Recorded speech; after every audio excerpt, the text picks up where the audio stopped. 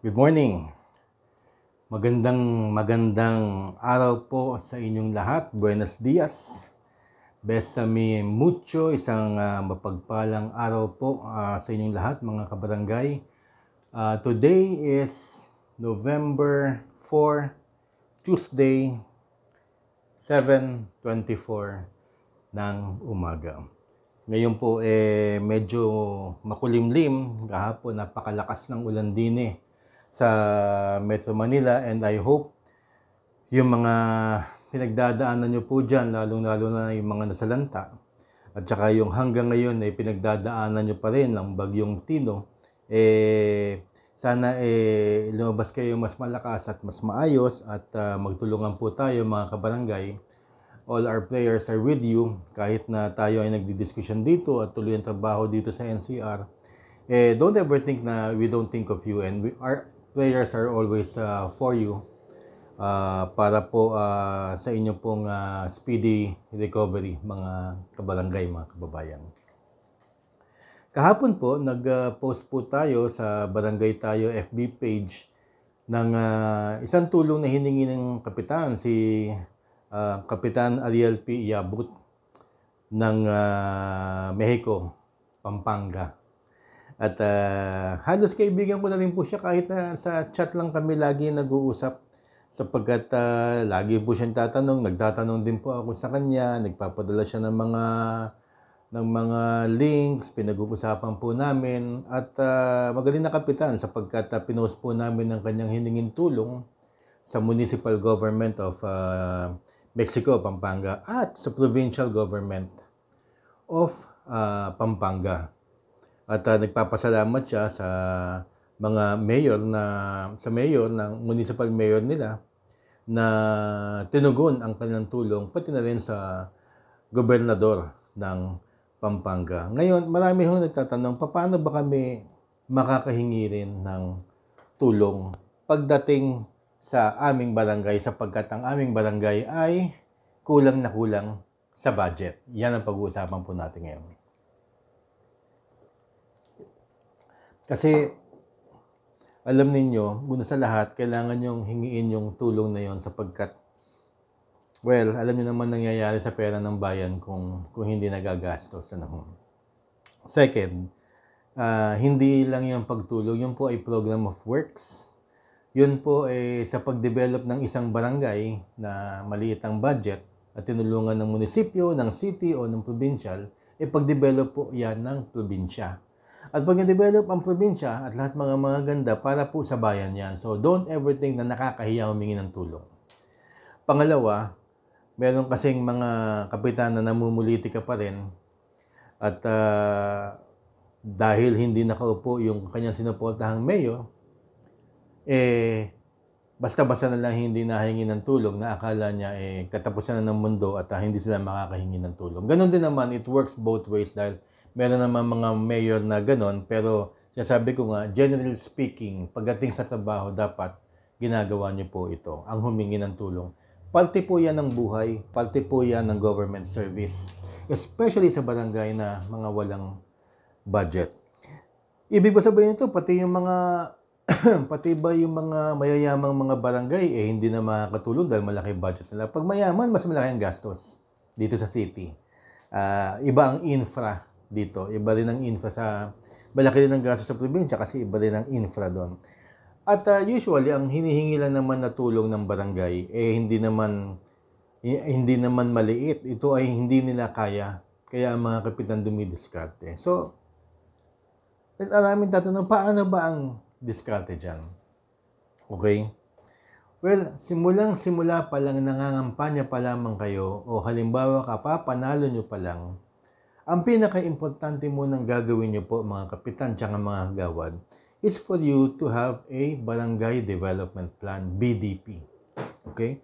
Yan po ay na-discuss na noong seminar ninyo sa DILG, di ba? Yung BINEO, na-discuss na po yan kung paano gumawa ng Barangay Development Plan. Pero sometimes, in theory, hindi natin ma-apply No? So, bilang isang dating kagawad at nakapaggawa kami ng Barangay Development Plan noon, Nais kong i-discuss kung paano yung simpleng diskarte at saka yung practical na diskarte. Pero mahirap, ha? Pero mahirap. So, paano gumawa ng barangay development plan? Codigs. Meron tayong kodigo. Yung barangay development plan, unang-una sa lahat, ikaw, kapitan, tsaka mga hagawad, i-identify ninyo kung ano ang problema ng barangay. For example, maraming butas ang kalsada. Kinakailangan ng tulay patawid sa eskwelahan na yon sa ilog. Kinakailangan ng at least man lang isang ambulansya at isang tricycle para pang patrol na hindi kakayanin ng barangay ninyo sa budget ninyo, sa maliit ninyong budget. Pagka-identify ninyo ng mga iyon, bago pa lang yung pagkaupo ninyo, bago pa lang matanggap ang inyong budget, ang fiscal year, kinakailangan nakalagay na doon sa barangay development plan. Although nakalagay ang barangay development plan sa DILG at sa lahat ng patanungin nyo na 3-year development plan, gawin nyo ng 5 years. Kasi hindi nyo masasabi kung mananalo kayo ulit Di ba? Kasi malamang-lamang kayo ulit ang upo. So, make it 5 years. So, sa first year, ang unang-una nyong ilalagay yung mga kinakailangan problema na halimbawa magpapatayo tayo ng tulay. O di kaya isang maliit na barangay hall, wala kayong barangay hall. O multifunction hall para sa inyong mga constituents. So, pagkagawa ninyo ng barangay development plan, kayo pa lamang council ang nag-uusap magpapatawag na kayo ng stakeholders for another meeting. Ito naman public, pampubliko, kasi kinakailangan yung mga stakeholders marinig ninyo at iparinig ninyo sa kanila ang mga pinaplano ninyo. Okay. So, pagkatapos nyo, at nandun na kayo sa meeting, tatanungin ninyo ang mga stakeholders like President Butch Serrano ng Homeowners Association ng Annex 5. Anong kinakailangan nyo dyan? So, magsasalita yung presidente na yun. Halimbawa ako, kapitan, kailangan namin ng ganito, kailangan namin ng mga trash can, kailangan namin ng mga ganyan. Okay, pak, lagay ka agad. Leader ng sitio ganito, ganito, pak, ganon. Nililista nyo lahat. Yung programa, yung magiging proyekto, yung problema ng barangay na kinakailangan ninyong ayusin sa lalong madaling panahon. So, kasama ninyo ang publiko o kasama ninyo ang constituents sa pagplano dito. Kung maganda ang reception ng mga constituents ninyo, ng mga stakeholders ng inyong barangay sa una ninyong plano, good, well and good. Kailangan ituloy ninyo. Kailangan mag-issue din kayo na sasabihin na, teka muna ito ay ilalakad natin sa munisipyo, sa city, sa provincial government, kay senator ganito, kay congressman ganito, ihingi natin ito. So, doon na ang pinakamahirap. Yun na ang trabaho ninyo. Labas na stakeholders dyan, labas na ang mga constituents ninyo na naglukluk sa inyo. Kayo ang maglalakad ito. So, paano ngayon? Ano ngayon ang isasubmit ninyo? Halimbawa, kung lumapit kayo sa munisipyo, kagaya ni Kapitan Ariel Yabot, at lumapit kayo sa provincial government ninyo para sa kanyang mga projects. Dito sa barangay development plan, nakalagay naka-attach dyan, ilalagay ninyo yung mga napag-usapan na gagawin ninyo for the year, halimbawa, kapapanalo lang natin, 2025. And for 2026. And for 2027 and 28. Nakalista po dyan. Ayan ang inyong mission, vision. Okay? Kasi marami yung sabi, ano ba mission and vision? Gusto ko maganda ang barangay ko. Well, oo nga, lahat naman tayo, di ba? Gusto ko malinis ang barangay ko. Well, lahat naman tayo. So, ano yung sa kalinisan? Ano yung sa peace and order? Ano yung sa infra? Na importante. Ano yung sa finance? Magkano ang gusto nyong kailangan ilabas? Magkano gusto nyong halimbawa makuha para sa inyong program of works? Nakalagay po dyan. Pagkalagay, bago man kayo lumapit pa at pagkatapos ng inyong stakeholders meeting, public hearing, o public meeting na lang, wag ng hearing, public meeting, at nag-agree kayo din lahat, kapitan, ng chairman ninyo, chairman on peace, chairman on infra, chairman on health, chairman on ganito. Tatanungin nyo na ngayon at magbibigay na kayo ng assignment. So, Kagawad Butch Serrano, chairman ka ng Peace and Order. Ano ang kinakailangan mong gawin din at paano natin magagawa? So, Kagawad Butch Serrano, chairman, ito ang kinakailangan ng Peace and Order. Kailangan natin ng isang mobile tricycle para may umiikot sa ating barangay, pero wala tayong budget para dyan. Kung ikukonsidera natin na ito ay mga budget. Okay, yan ba ang kinakailangan mo, Kagawad Butch Serrano? Chairman, yes po. Yan po ang kinakailangan natin. Magkano? Ang tricycle, ganito, 100,000 na lang para madali ang computation sa utak mo. Okay, Committee on Health, kailangan natin ng ambulansya. Sabihin ni Kagawad Marie Formentera. Okay, saan natin ihihingi? Ihihingi natin sa provincial capital o kaya sa munisipyo natin kung meron silang budget. Magkano ang pwedeng ilabas ng barangay development fund kasi meron barangay niyan eh. So, ang pwede nating ilabas, ako ang inyong kapitan, ganito, 30,000. Hanggang doon lang tayo sa may tricycle, hihingi natin yung 70,000 sa munisipyo.